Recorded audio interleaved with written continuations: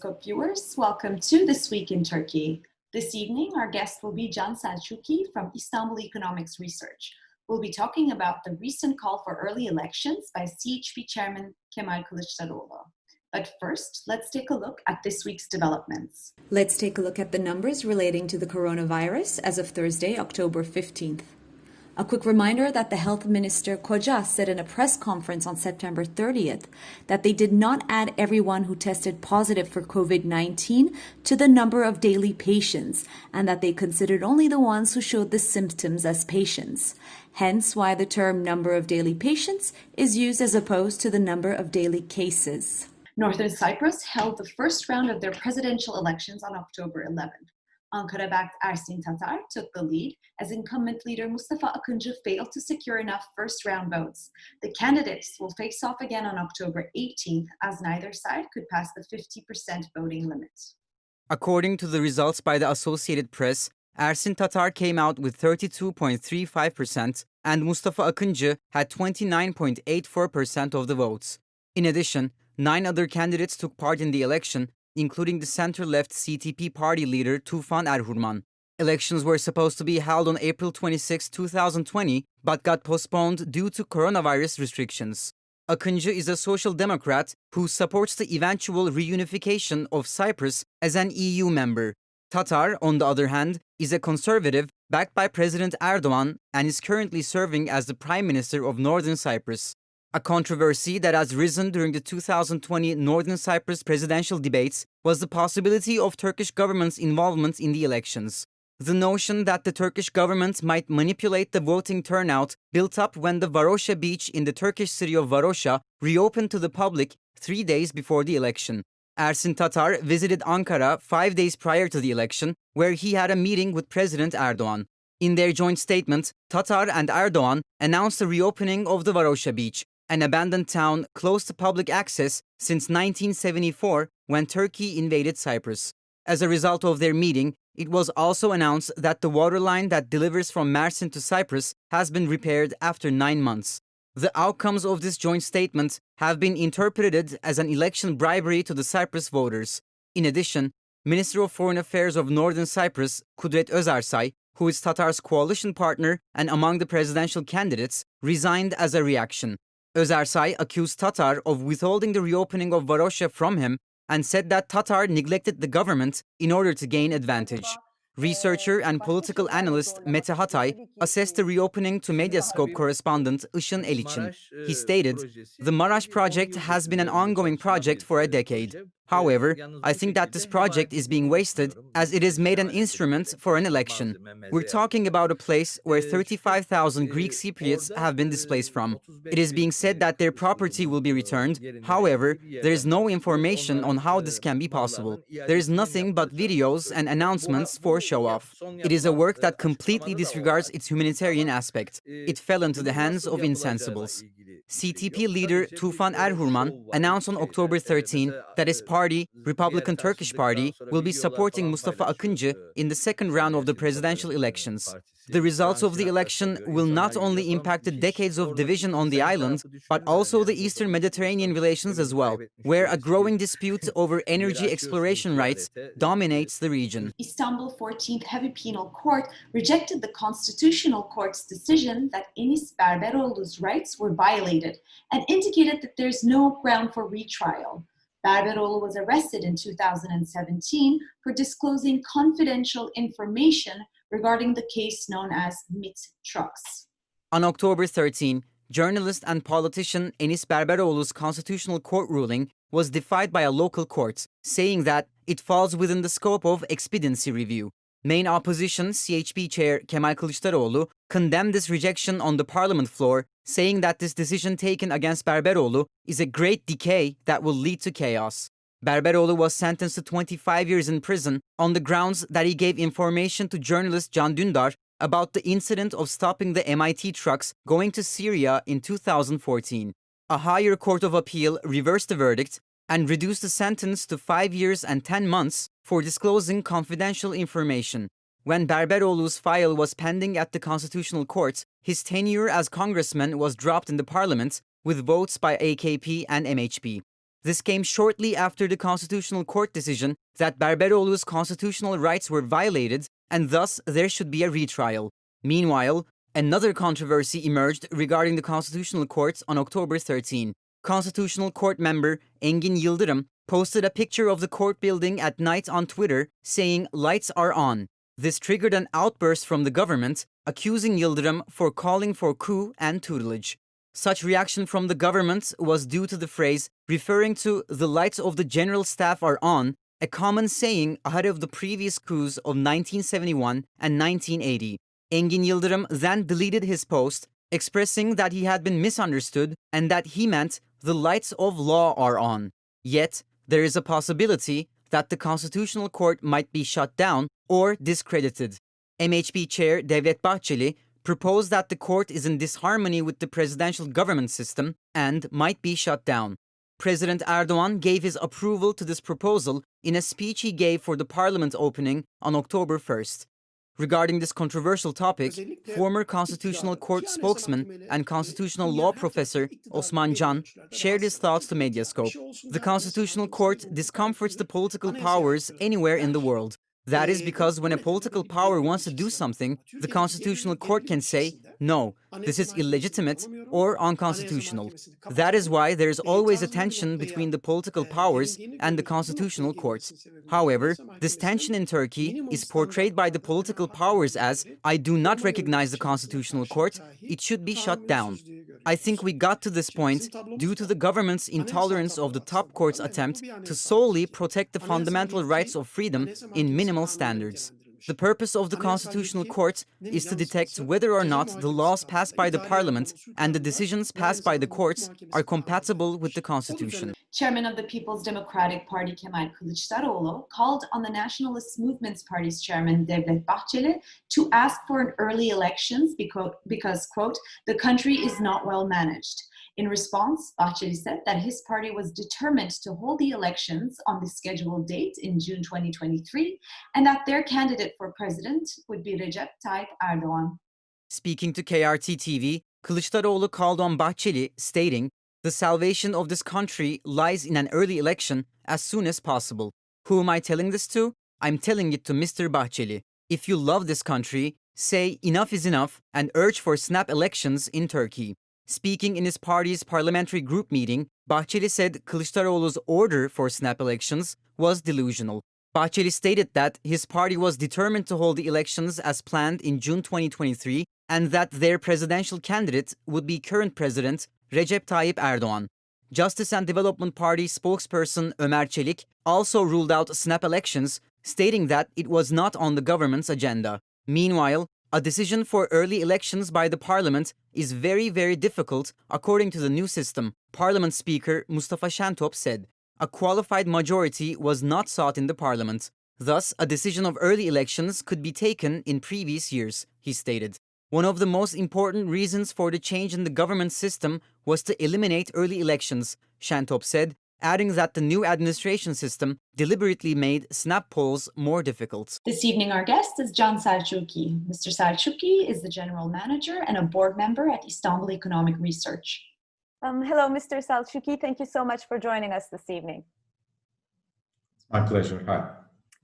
So I'd like to first talk about the timing of the call. So Kılıçdaroğlu said that, well, his reason for this call is related to the problems of mismanagement, while others have assessed this as a kind of habit coming from the previous parliamentary system. We'll also be speaking about the disposition of voters towards such a request in a bit, but first I'd like to contextualize this request in terms of the interior dynamics of politics first. So you have commented also about this call in terms of the that stating that the opposition should wait and that an early election would not be to their advantage.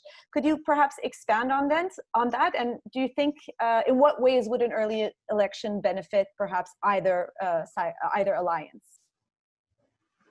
Sure. First, let's begin perhaps by assessing why Mr. Kılıçdaroğlu made an appeal to Mr. Bahceli for an early election.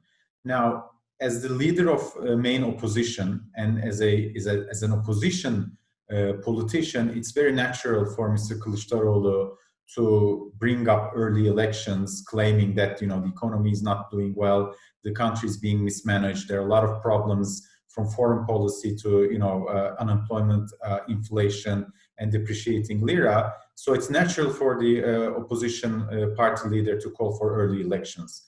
What he's doing is actually sort of trying to put Mr. Erdogan and Mr. Bahceli in a position to defend their performance.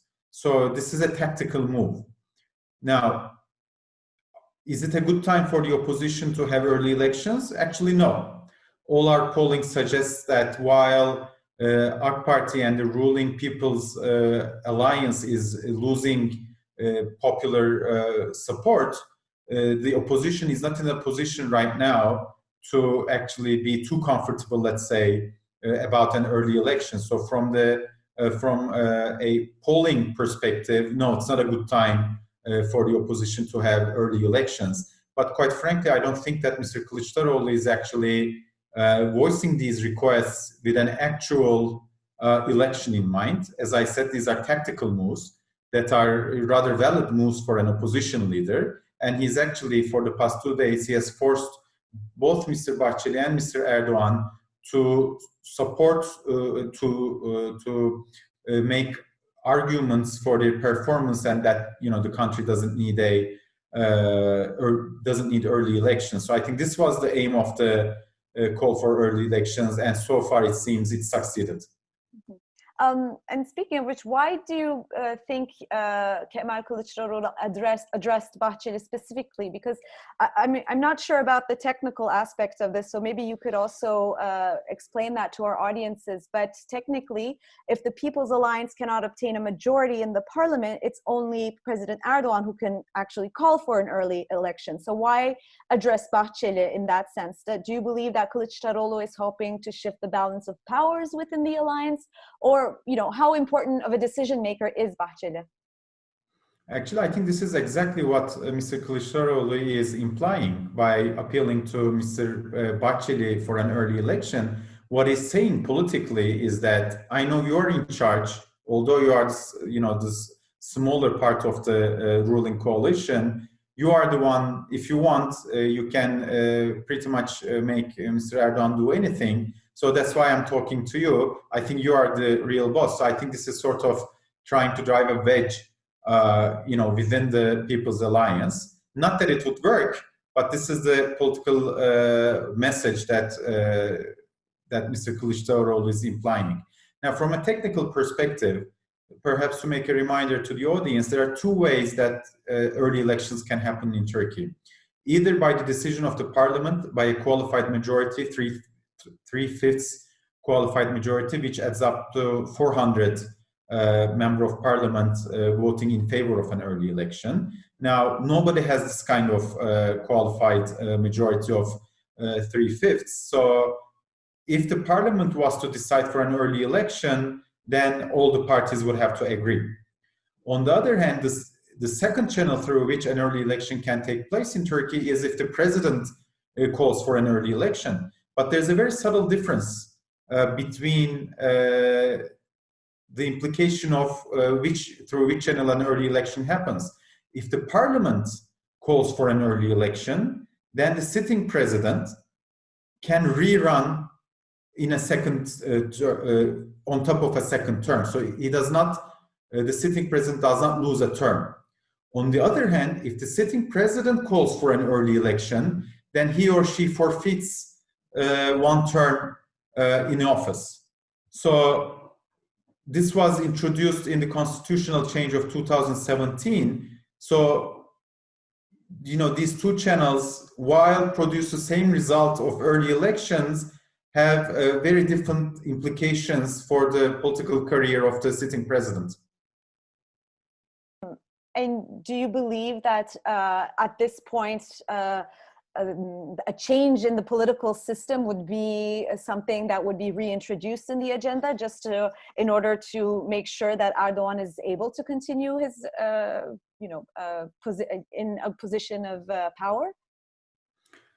Well, our polling again suggests that the ruling alliance, while they seem to have around 43% of the popular vote for the time being, they are getting further away from the 50% threshold, which is required for a victory come next elections. So, and with this, and this is happening on the back of continuing high unemployment, inflation, and depreciating lira, let's say, which obviously translates into higher prices and a drop in purchasing power of the household. So it seems like it's a difficult position for Mr. Erdogan in specific, but for his ruling coalition in general. And one way to overcome this problem is obviously to change the electoral system. However, now there are different scenarios through which that can be changed, but for that he needs the backing of his partner MHP. But any change that is being gossiped, let's say at this point, would disproportionately negatively impact MHP. So it's very difficult for Mr. Erdogan to find the kind of support he usually finds from his coalition partner MHP. So yes, a change in the electoral system would help his fortunes immensely, but I'm not sure if he can find the backing from his coalition partner. Mr. Selçuki, let's also talk about voters. So you at Istanbul Economics Research conduct every month Turkey-wide surveys with 1,500 randomly selected individuals to produce nationally significant polling results.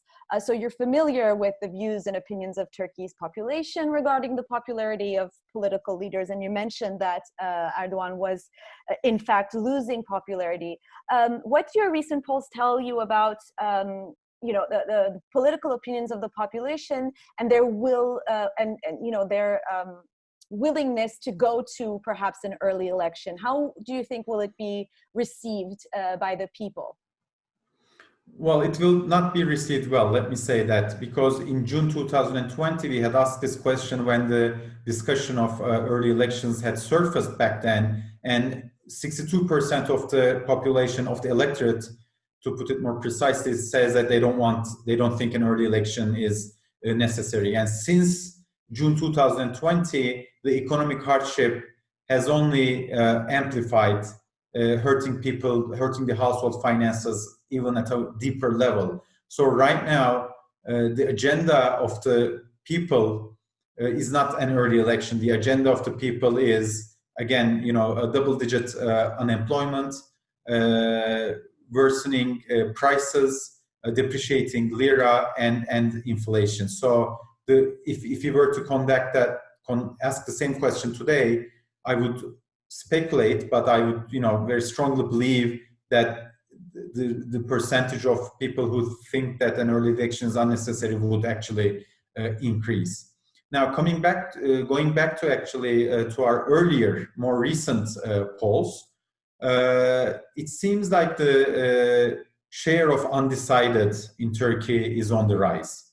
Now, that's, I think, the first observation that I'd like to make from our October polling.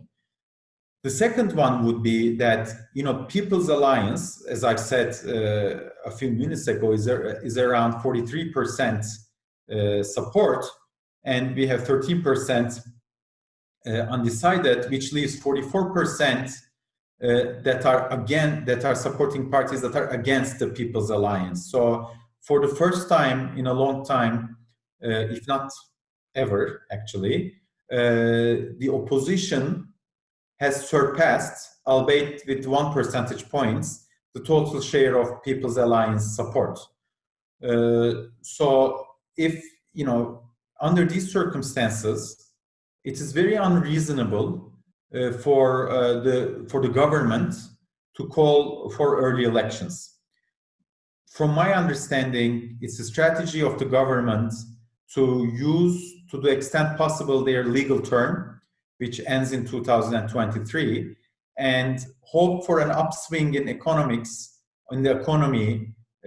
which will be motivated by the ending of the pandemic and, you know, the world going back to pre-pandemic levels, and, you know, Turkey benefiting from that uptick in global economy.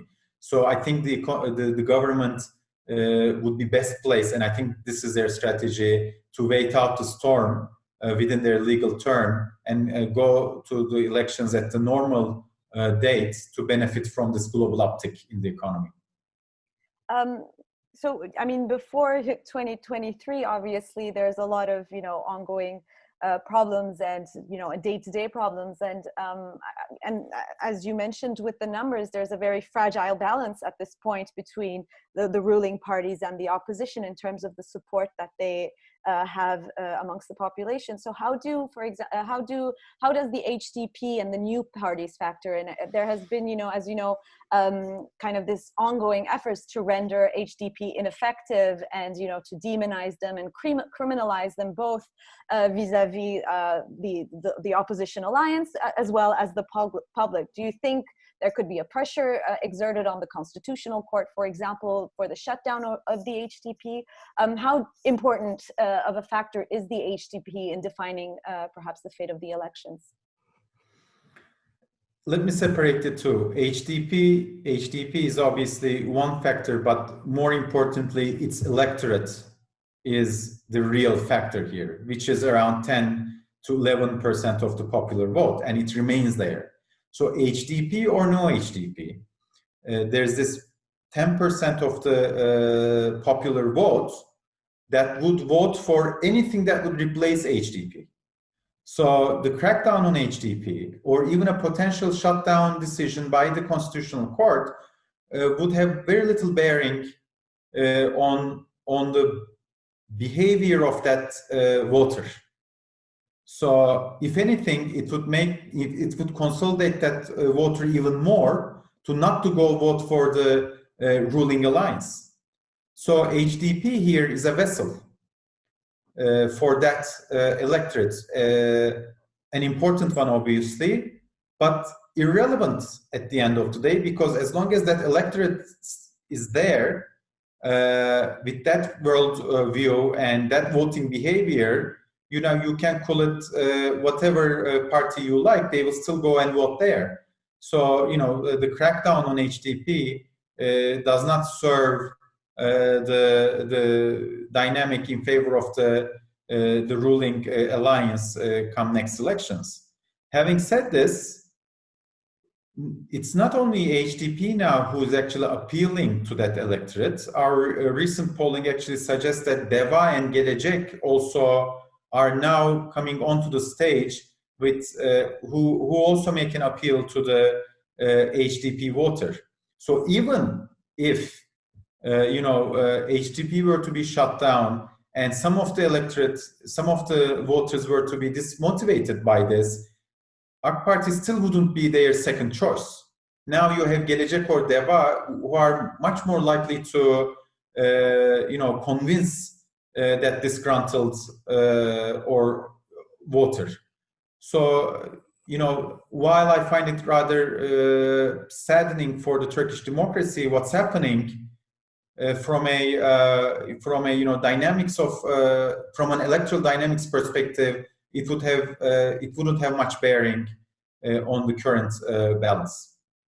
Yeah, speaking of the new parties, actually, I think earlier this week, Ali Babacan, the chairman of the DEVA party, also assessed the likelihood of early elections in a meeting, an online meeting in the United Kingdom, and he suggested that it is very likely that there is going to be early elections, and he even narrowed down the prediction to the second half of 2021 and the first half of 2020.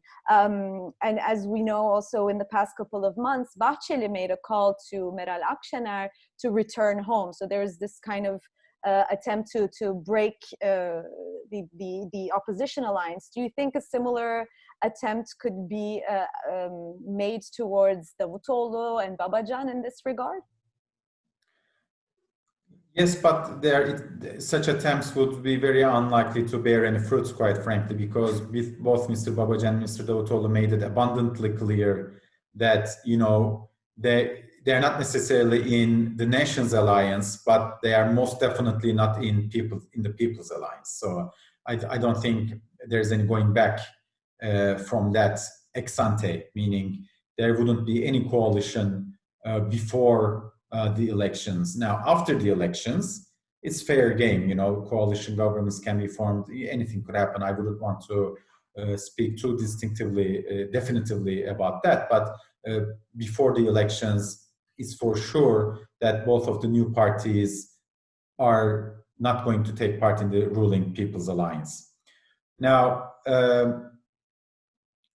having said this, I think one thing to note is that both DEVA and Gelecek have completed the minimum mandatory number of province organizations that they have to do in order to hold their General Assembly. And I think the future party, Gelecek Partisi, will have it on 1st of November, and DEVA will have it soon as well.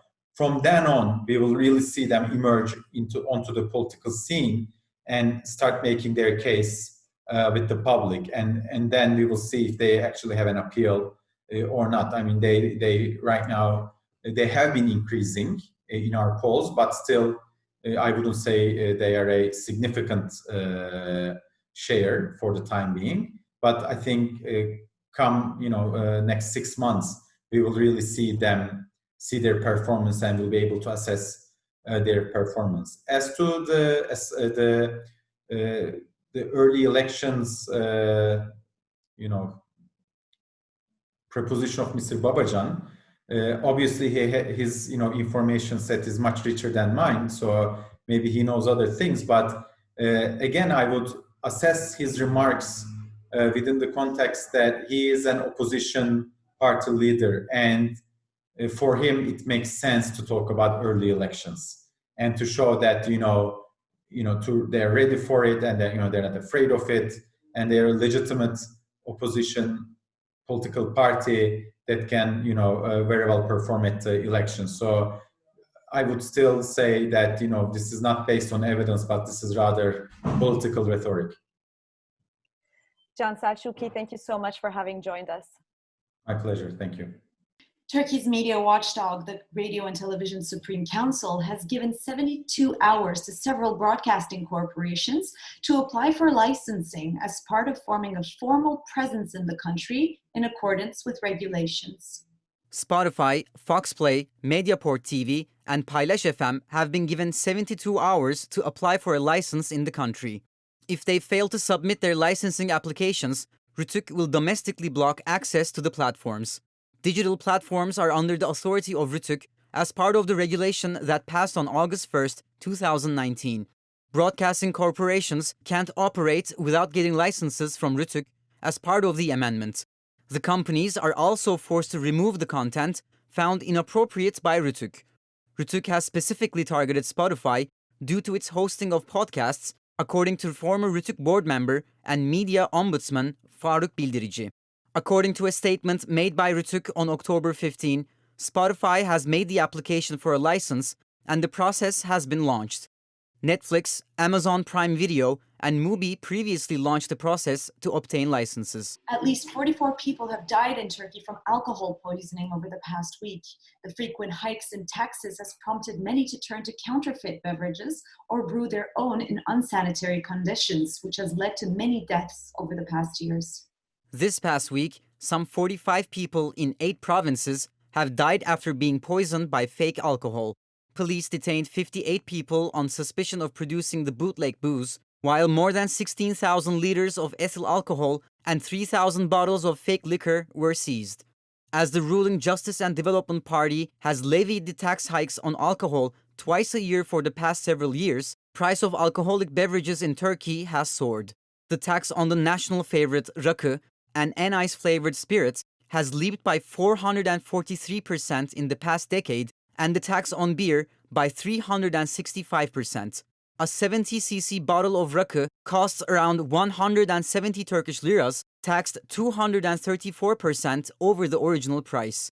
Though affordable in the past, 170 Turkish liras for a bottle now accounts for 7% of the net monthly minimum wage of 2,324 Turkish liras. Critics of the AKP claim that the frequent hikes in taxes are implemented for the purposes of making it impossible for large segments of the society to afford to purchase alcohol. These high taxes have prompted many alcohol consumers to turn to counterfeit beverages or brew their own in unsanitary conditions. This has resulted in a number of deaths across the country in recent years. Turkey's Chamber of Chemical Engineers called upon the government to lower the taxes to prevent the deaths from poisonous, illegally produced alcohol. That's all from This Week in Turkey. See you next Friday at 9 p.m. Good night.